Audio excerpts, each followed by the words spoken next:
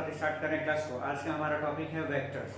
देखिए, physical quantities को दो पार्ट में डिवाइड किया गया on the basis of direction, कि किस क्वांटिटी के पास डायरेक्शन है और किस क्वांटिटी के पास डायरेक्शन नहीं है।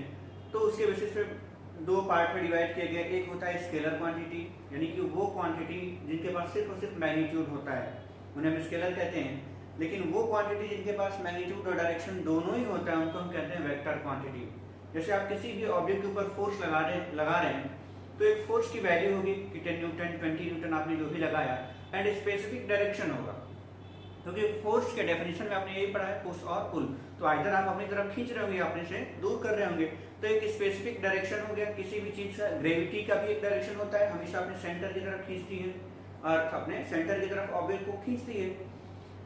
तो कहने का मतलब यह है कि those physical quantities which have magnitude and direction both are known as vector quantities। ये होता है आपका एग्जांपल, आपके ढेर सारे हैं। देखें, जो 7 फंडामेंटल क्वांटिटीज आपको बताई जाती है वो सातों के सातों स्केलर में आती हैं, ठीक। तो स्केलर क्वांटिटी वो हो जाती है, और भी बहुत सारे हैं जो डिराइव क्वांटिटी कुछ हिस्से होते हैं, उसमें भी क्या होते हैं, स्केलर क्वांटिटीज आती हैं।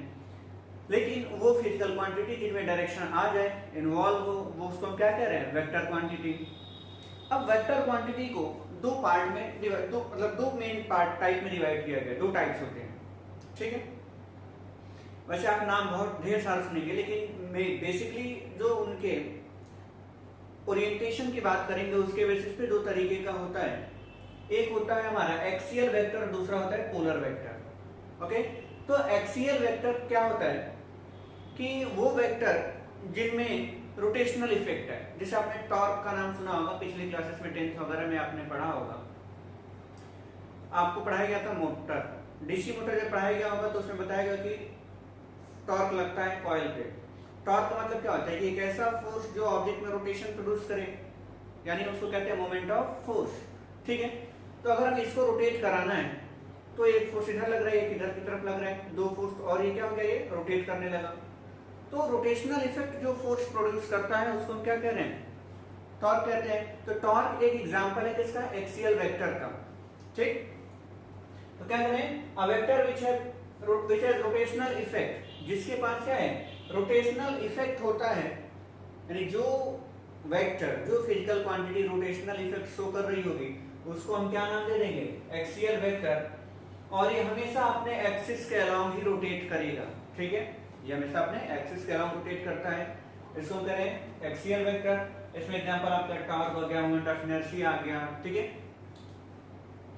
दूसरा होता है polar vector.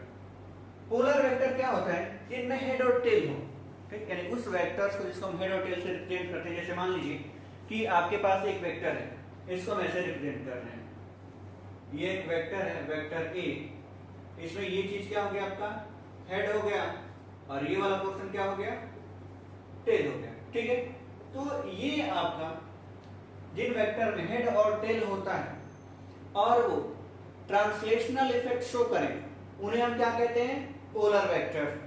A vector which has a translational effect and its head and tail lies on a line। देखिए, एक लाइन में हेड और टेल दोनों हैं, किसी भी एक स्पेसिफिक लाइन में ही रहेंगे, इन्हें हम क्या कहते हैं, पोलर वेक्टर। और इसमें मैक्सिमम आपका जो वेक्टर आता है पोलर की कैटेगरी में ही आता है। फोर्स, वेलोसिटी, डिस्प्लेसमेंट, एक्सेलरेशन, ये आप नाम लेते रहिए, सब किस में आ गए आपके, पोलर वेक्टर में। जैसे ये समझिए, आपका ये एक पोलर वेक्टर है, इसमें ये हो गया हेड, कैप वाले साइड को हमने क्या दिया, हेड, और ये हो गया टेल।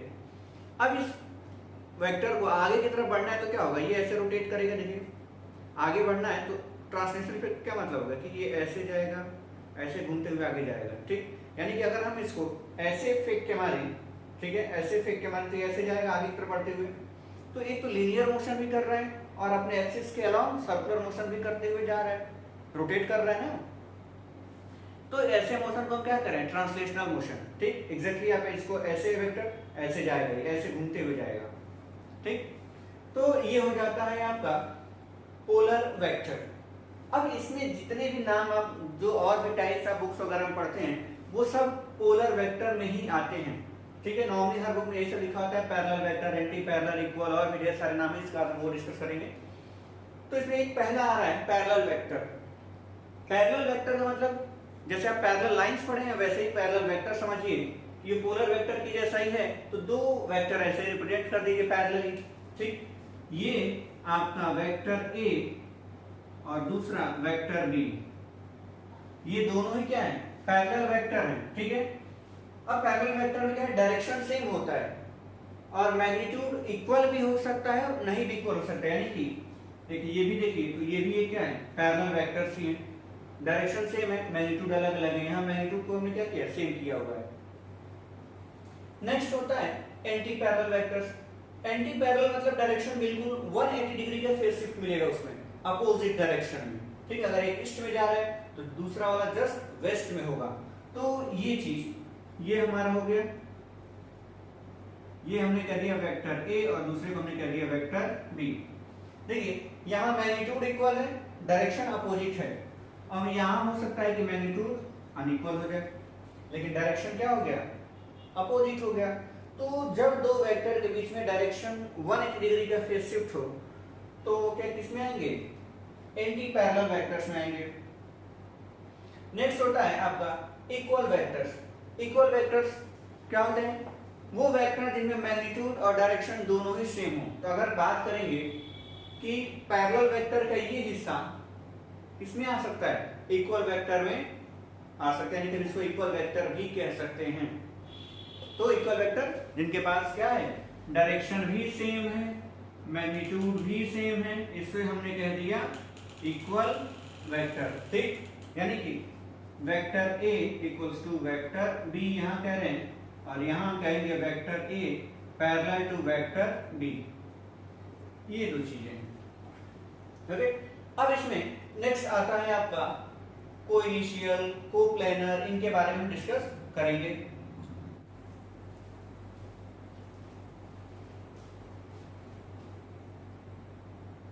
नेक्स्ट है कोइनिशियल वेक्टर्स। कोइनिशियल इक्वल वेक्टर के बाद हम क्या है, कोइनिशियल वेक्टर यानी वो वेक्टर जिनका स्टार्टिंग पॉइंट सेम हो, यानी कि एक ही पॉइंट पे सब वेक्टर्स का टेल एग्जिस्ट करता हो। ठीक है, जैसे ये पॉइंट अगर हमारे पास P है, इस P से vector A, vector B, vector C, ऐसे सभी वेक्टर्स जिनका टेल क्या हो, कॉमन टेल हो, having common tail are known as coinitial vector. या हम कह सकते हैं कॉमन टेल, एक ही जगह से। नेक्स्ट है कोप्लेनर वेक्टर्स, यानी वो वेक्टर्स जो एक ही प्लेन में लाई करें। जैसे मान लिया आपका बोर्ड क्या है, ये एक्स वाई प्लेन में है।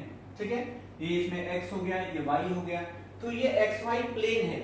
अगर इसमें हम वेक्टर्स को बनाएं, एक वेक्टर इधर बना लिए, एक वेक्टर इधर बना लिए, तो ये दोनों वेक्टर आपके क्या हो गए, कोप्लेनर, क्योंकि ये इसी प्लेन में लाई कर रहे हैं। ठीक, जैसे इनका जो अगर हम ऐसे लिखें कि एक vector a equals to 2i plus 3j और वेक्टर b हमने कह दिया 5i प्लस 7j। ठीक है, तो ये दोनों वेक्टर्स एक ही ij प्लेन में ही लाई कर रहे हैं, इसलिए इसको कह रहे हैं कोप्लेनर वेक्टर। यूनिट वेक्टर क्या होता है कि वो वेक्टर जिनका मैग्नीट्यूड कितना होता है, 1 हो, और डायरेक्शन तो रहेगा ही रहेगा। तो वेक्टर्स जिनके पास मैग्नीट्यूड 1 हो उनको हम कहते हैं यूनिट वेक्टर। अब इस वेक्टर में देखिए i कैप j कैप, ये दोनों क्या है, यूनिट वेक्टर कहलाते हैं, क्योंकि i बताता है x की डायरेक्शन, j बताता है y की डायरेक्शन। मैग्नीट्यूड कितना होता है, 1 होता है, तो सिर्फ और सिर्फ डायरेक्शन बता रहे हैं, मैग्नीट्यूड 1 है, तो ऐसे वेक्टर्स हम क्या करें, यूनिट वेक्टर्स। ठीक है, यानी कि अगर इसी वेक्टर की हम बात करें कि मॉड a कोई एक वेक्टर हम ले रहे हैं जिसका मैग्नीट्यूड क्या है, 1, वेक्टर a मॉड ये क्या रिप्रेजेंट कर रहा है, मैग्नीट्यूड को रिप्रेजेंट कर रहा है। मॉड ऑफ वेक्टर a ये बता रहा है मैग्नीट्यूड का सिंबल है, और अगर ये 1 हो रहा है तो ये क्या कहलाएगा, आपका यूनिट वेक्टर कहलाएगा। ठीक, तो i j k ये सब क्या होते हैं, तो यूनिट वेक्टर कहलाते हैं। नेक्स्ट आता है नल वेक्टर या जीरो वेक्टर। देखिए वेक्टर में जीरो वेक्टर थोड़ा सा अजीब लगता है सुनने में, कि जिसका मैग्नीट्यूड 0 हो फिर भी हम कह रहे हैं कि वो वेक्टर है। ये थोड़ा सा ऑकवर्ड होता है सुनने में, लेकिन ऐसा होता है वेक्टर के केस में। कह रहे हैं जिनका मैग्नीट्यूड कितना है, 0 है, और कुछ डायरेक्शन है, उन्हें हम कह रहे हैं जीरो वेक्टर। इसकी जरूरत क्यों पड़ी, इस जीरो वेक्टर की जरूरत क्यों पड़ी, ठीक है।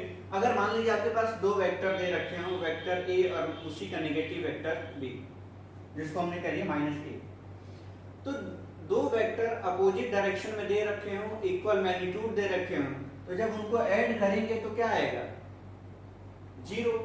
भाई -2 और +2 आप जब ऐड करते हैं तो 0 ही आता है। वैसे ही अगर दो वेक्टर हैं, इक्वल हैं और अपोजिट डायरेक्शन में हैं, तो उनको अगर आप ऐड करते हैं तो कितना हो जाएगा? 0 हो जाएगा। लेकिन हमें पता है कि जब दो वेक्टर को हम ऐड करें या सब्ट्रैक्ट करेंगे तो रिजल्टेंट हमेशा क्या आएगा? एक वेक्टर ही आएगा। जैसे 10 Newton force plus 10 Newton force, तो 20 न्यूटन फोर्स ही तो आएगा।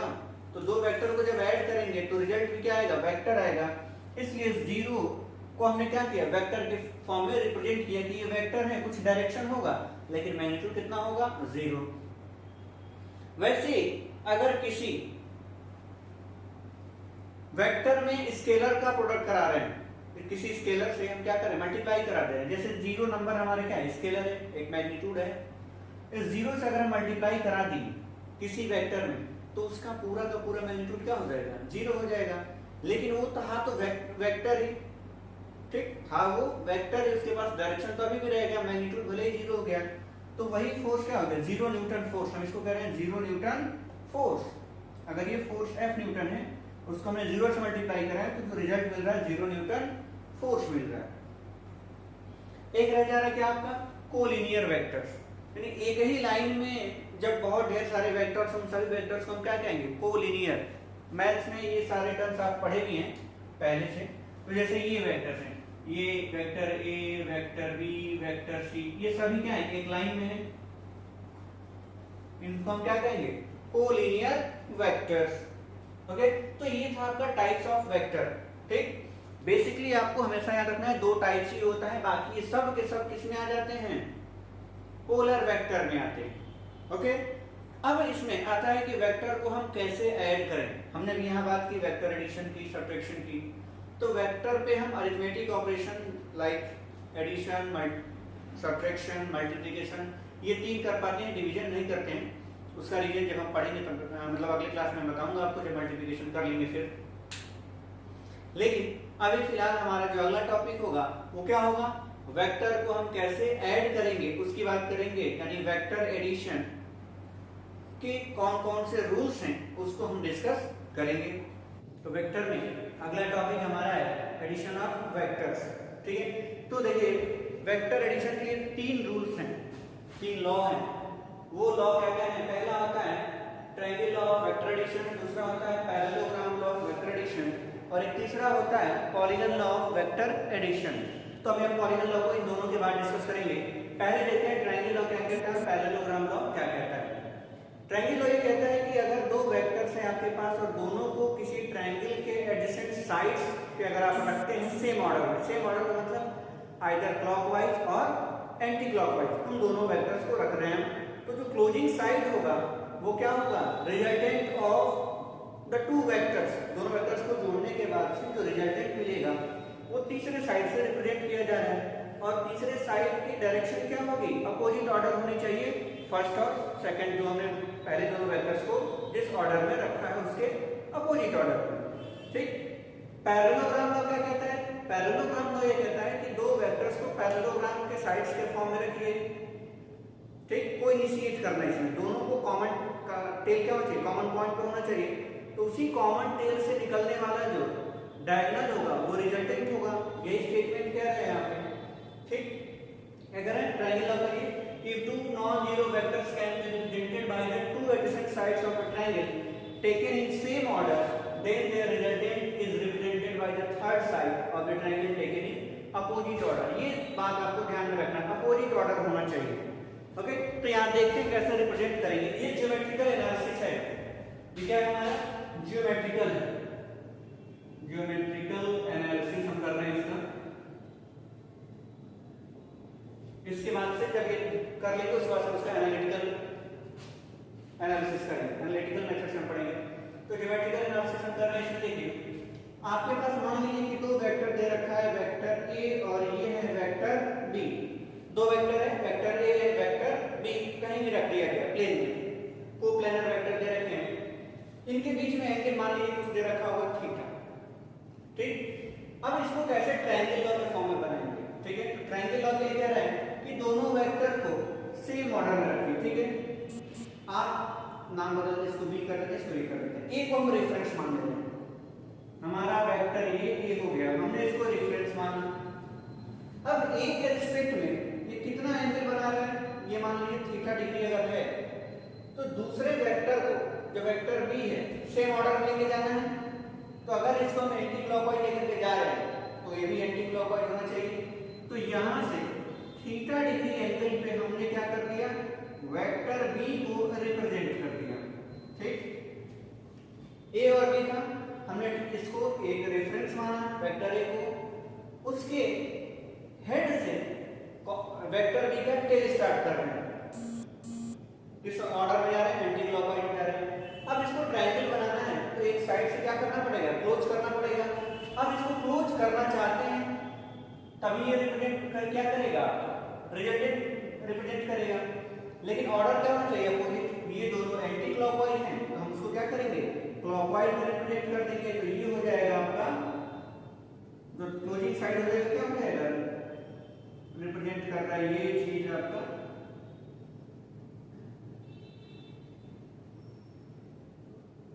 Resultant of vector, okay. तो ये पॉइंट में क्या, ए बी सी ट्रायंगल के वर्टेक्स हो गए। तो ये आपका मिला resultant r equals to vector a plus vector b। ये रिजल्टेंट क्या मिला है, वेक्टर मिला। ट्रायंगल लॉ कहता है ऐसा, दो वेक्टर्स सेम ऑर्डर में लिए, क्लोजिंग साइड्स को हमने क्या किया, अपोजिट ऑर्डर में रखा, ओके। तो ये आपका ट्रायंगल लॉ कह रहा है। अब पैरेललोग्राम लॉ पे अगर इसी दोनों वेक्टर्स को पैरेललोग्राम लॉ से जोड़ना चाहते हैं तो क्या करना होगा हमें, पैरेललोग्राम लॉ से जोड़ने के लिए ये वेक्टर ए हो गया हमारा, रेफरेंस मान लिए, ठीक। दूसरा वेक्टर थीटा से अब इनको कोइनिशिएट करना है, कोइनिशियल वेक्टर बनाना है। तो बी को यहीं से स्टार्ट करेंगे जहां से ए का टेल स्टार्ट हुआ है, तो बी को भी थीटा डिग्री एंगल पे हमने बना दिया ये वेक्टर डी, ओके। तो ये हो गया हमारा वेक्टर बी, कितना डिग्री एंगल पे, थीटा डिग्री एंगल पे। अब इसको पैरेललोग्राम बनाना है तो वेक्टर बी के पैरेलल में जस्ट अपोजिट में एक और वेक्टर होना चाहिए। इसका हमने एक पैरेलल वेक्टर ड्रॉ किया और ए का पैरेलल वेक्टर, दोनों का पैरेलल वेक्टर हम ड्रॉ करेंगे, ओके। और ये हमारा क्या हो जाएगा, पैरेललोग्राम बन गया। पैरेललोग्राम क्या है, तो अगर ये वेक्टर बी है ये भी वेक्टर बी हो जाएगा, और ये वेक्टर ए है ये भी वेक्टर ए हो जाएगा। पैरेलल शिफ्टिंग ऑफ वेक्टर्स हमने किया। अब क्या कह रहा है लॉ, ये कह रहा है कि कॉमन टेल, दोनों वेक्टर्स के कॉमन टेल से एक और वेक्टर निकालिए, डायगोनल बनाइए। वो डायगोनल क्या रिप्रेजेंट करेगा, रिजल्टेंट। तो ये थीटा यहां से ली, इसको हमने इस कॉमन टेल से एक डायगोनल ड्रॉ किया। ये डायगोनल रिप्रेजेंट कर रहा है vector r equals to vector a plus vector b। ये आपका क्या होता है, रिजल्टेंट। तो यहां पर नाम देते हैं कि a b c d, ठीक। तो यहां रिजल्टेंट क्या हुआ, ऐसे यहां भी आपका रिजल्टेंट हुआ। यहां पे ये है, यहां ऑर्डर की बात नहीं की जा रही है, यहां से कह रहे हैं कोई इनिशियल करना है और कॉमन टेल से डायगोनल ड्रॉ करना है, वो रिजल्टेंट बता रहा है। यहां ऑर्डर की बात हो रही है कि दोनों वेक्टर्स को सेम ऑर्डर में रखेंगे, रिजल्टेंट अपोजिट ऑर्डर में रखेंगे, ओके। तो किसी भी ट्रायंगल में आप देखिए वेक्टर के फॉर्म में दिया होगा, तीन वेक्टर अगर रखे गए होंगे तो आप रिजल्टेंट आसानी से पहचान सकते हैं कि दूसरे से दो सेम ऑर्डर में होगा, जो तीसरा अपोजिट ऑर्डर में होगा वही आपका क्या होगा, रिजल्टेंट होगा। तो ये दो लॉ हो गए वेक्टर एडिशन के लिए। ये ज्योमेट्रिकल, ये सिर्फ अरेंजमेंट है, ऐसे हम इसको अरेंज करेंगे। तीसरा लॉ क्या होता है, तीसरा लॉ होता है पॉलीगन लॉ। अगर आपको सिर्फ दो वेक्टर को एक साथ जोड़ना है तो या तो ट्रायंगल लॉ के थ्रू जाइए या पैरेललोग्राम लॉ के थ्रू जाइए। लेकिन अगर इन केस दो से ज्यादा वेक्टर्स को आपको जोड़ना है एक ही डायग्राम में, 3 4 5 6 जितने जोड़ने हैं, उसके लिए हमें पॉलीगन लॉ के थ्रू जाना पड़ेगा। तो नेक्स्ट है हमारा पॉलीगन लॉ। तो तीसरा लॉ हमारा है polygon law of vector addition. Polygon law किस चीज का किया जा रहा है कि अगर दो से ज्यादा अगर आ जाए तो हम ट्रायंगल लॉ या पैरेललोग्राम लॉ से नहीं कर सकते। तो उसके लिए क्या हुआ, पॉलीगन लॉ। पॉलीगन लॉ ये कहता है कि अगर आपके पास दो से ज्यादा वेक्टर है, दो के लिए भी है, दो से ज्यादा वेक्टर आ गए तो हम इस रूल का अप्लाई करेंगे। ये ट्रायंगल लॉ का ही एक्सटेंडेड वर्जन है, यानी कि हम जब यूज करेंगे पॉलीगन लॉ तो उसमें कहीं ना कहीं बीच में ट्रायंगल लॉ यूज करेंगे, उसी का कॉन्सेप्ट लेकर के आगे बढ़ रहे हैं। तो देखिए कैसे किया जाता है। आपके पास मान लीजिए ढेर सारे वेक्टर्स दे दिए, एग्जांपल की अगर बात करें तो देखिए ये हमारे पास हो जा रहा है वेक्टर ए, ये हो गया थीटा 1 एंगल पे वेक्टर बी, और यहां से एक और हो गया वेक्टर सी, ये हो गया वेक्टर डी, ये हो गया वेक्टर ई। तो अगर ये मान लीजिए आपके पास 5 वेक्टर दे रखे हैं, सबके बीच में एंगल कुछ कुछ है, थीटा 1, थीटा 2, थीटा 3 और थीटा 4। ये ऐसे 4 वेक्टर आपको दे रखे हैं, अलग अलग डायरेक्शन में है, सबके बीच में एंगल भी अलग अलग है। अब हमें क्या करना है, ऐड करना है एक साथ। तो पॉलीगन लॉ में क्या करेंगे, एक को रेफरेंस लेते हैं। पॉलीगन लॉ में एक हमारा वेक्टर हमने मान लिया, वेक्टर ए को हम इधर रेफरेंस मान रहे हैं, वेक्टर ए हो गया हमारा रेफरेंस। अब देखिए ट्रायंगल लॉ के अकॉर्डिंग चलना है हमें, तो ये ट्रायंगल लॉ का एक्सटेंडेड वर्जन है। ट्रायंगल लॉ के अकॉर्डिंग दूसरे वेक्टर को क्या करेंगे, सेम ऑर्डर में लेके जाएंगे, ठीक। तो बी आपका हुआ, बी को थीटा 1 एंगल पे हमने क्या किया, यहां बना दिया थीटा 1 एंगल पे, वेक्टर बी बन गया। अब बी के बाद फिर कौन सा आएगा, सी, वेक्टर सी कितने डिग्री एंगल पे, थीटा 2 डिग्री पे, तो थीटा 2 पे इसको भी बनाएंगे, वेक्टर सी थीटा 2 डिग्री पे आ गया आपका।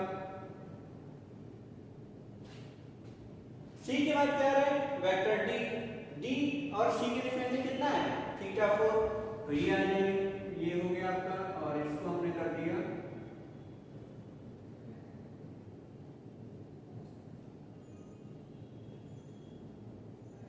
ये थीटा 3, और आपका वेक्टर हो गया कौन सा, वेक्टर डी, ठीक।